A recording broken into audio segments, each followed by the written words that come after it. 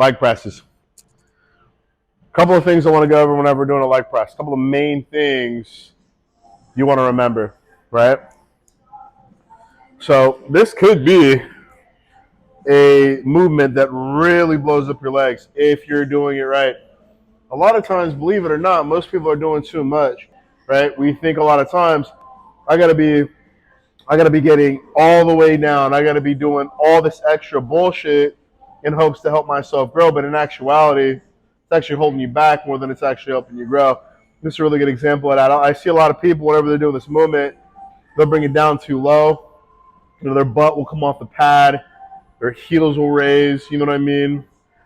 First things first, we want to work within our range of motion, right? We don't want to it's like if I ask you to do a split right now without having ever done a split ever, good luck. You know what I mean? It's just not going to happen. So how do you learn how to do a split? You slowly kind of get into the movements. You start stretching a little bit, and you kind of eventually, gradually gain the range of motion to facilitate the movement. Something like a leg press is no different, right? So whenever we're doing a leg press, right, one thing that's important to note is like foot placement, right? So like for a little bit lower, it's going to obviously be a little bit more quad emphasized, right? For a little bit higher, it's going to be a little bit more hamstring emphasized, right? Depending on your goal, that's where we place our feet. You know what I mean? If we're in the middle, we can usually bank on it being pretty balanced, some sort of sense of like equilibrium between the two. You know what I mean? So in terms of feet placement too, we don't want to be completely straight. Why? Because our legs don't work like that, right?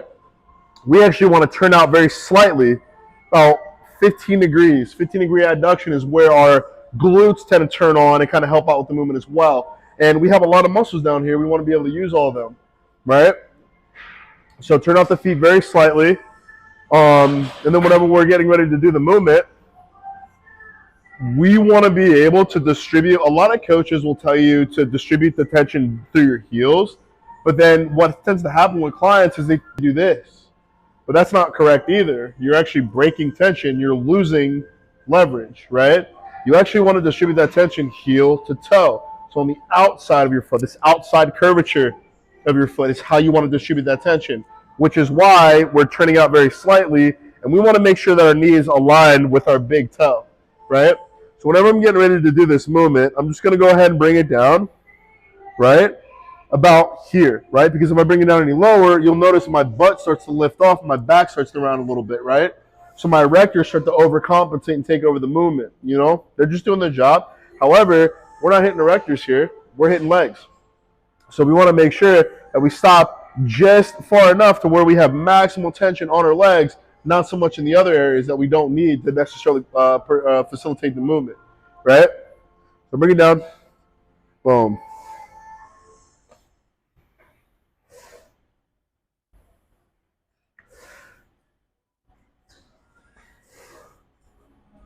Just like so. You don't want to completely lock out either. You don't want to end up like a flamingo. You want to bend the knees very slightly, like a 3/4 lockout. You know what I mean? So not completely, just right there. That's going to keep that tension going, right? Because a lot of times you lock out your joints, you know, in a movement, you'll find that like, oh, there's like a brief period there where it's a little bit easier. But how? There's still weight on us. So why and how does it get easier? What's the mechanism in which that happens? Well, simple. Your joints are now taking the brunt of that tension, right? We don't necessarily want that. You know what I mean? We want our muscles to make sure they're taking the tension. And so that's why we develop a little bit more of a 3/4 lockout, right? And so the movement looks a little something like this.